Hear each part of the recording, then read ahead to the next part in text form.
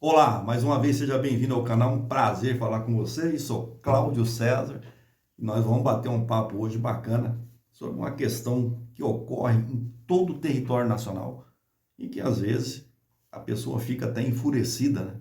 Que é aquelas multas que você recebe pelo rotativo. Olha, estacionei meu veículo na área central da cidade, existe lá a plaquinha de cobrança de rotativo. Eu fui fazer um pagamento, eu fui entregar um documento rapidamente em um local e quando eu saí, entrei no meu veículo e segui o meu rumo. Não havia ali no para-brisa aquela indicação de que o fiscal do rotativo pegou e colocou minha placa no sistema lá, como eu estava, não havia pago ali. Por quê?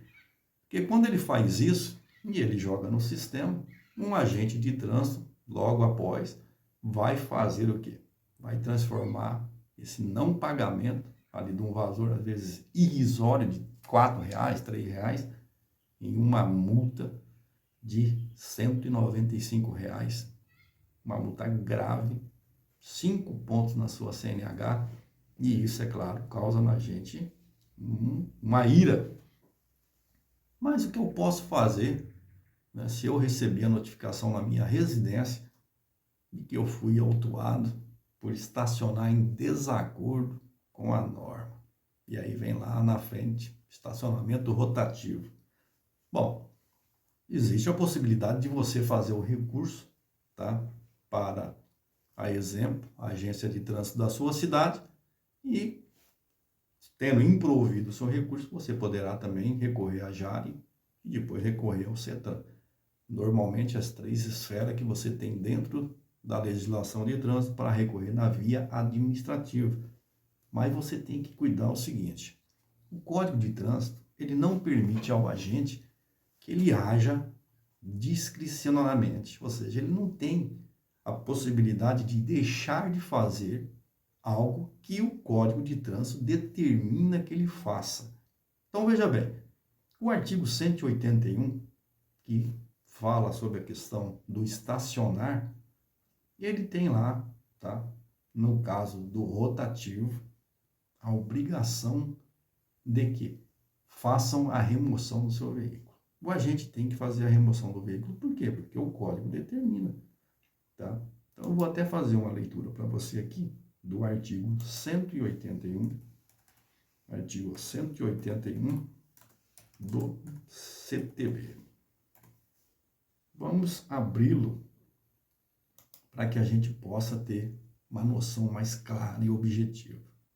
Olha só o que ele nos diz, artigo 181. Estacionar o veículo.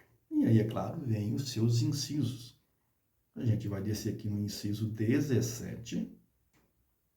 Tá? Vamos lá. 17 está... Cadê o 17? Está aqui, ó. 17. Estacionar em desacordo com as condições regulamentadas e específicas pela sinalização.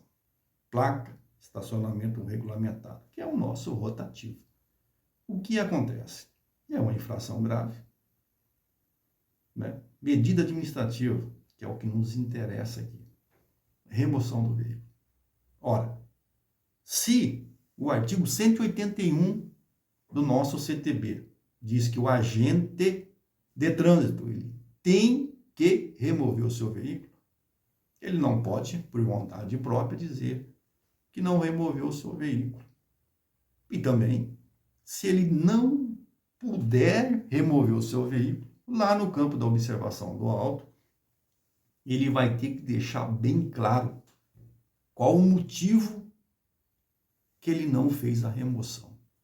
Senão, ele está inserindo, vai ser inserido, a exemplo, em uma prevaricação.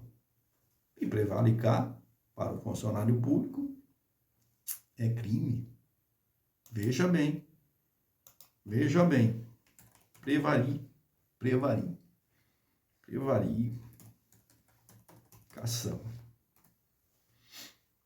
Ó, é um dos crimes praticados por funcionário público contra a administração geral que consiste em retardar ou deixar de praticar indevidamente ato de ofício ou para praticá-lo contra a disposição expressa da lei para satisfazer interesse ou sentimento pessoal.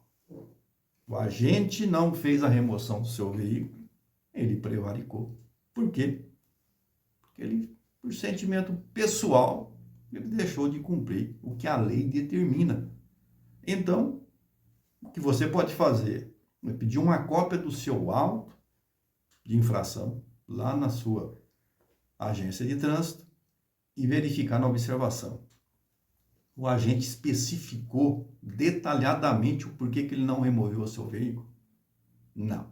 Então você entra com recurso e apresenta para, né, a comissão que vai lá julgar o seu recurso que ele cometeu uma prevaricação, que isso torna o ato dele nulo, porque a lei não dá para ele, tá, essa possibilidade de fazer ou não fazer algo.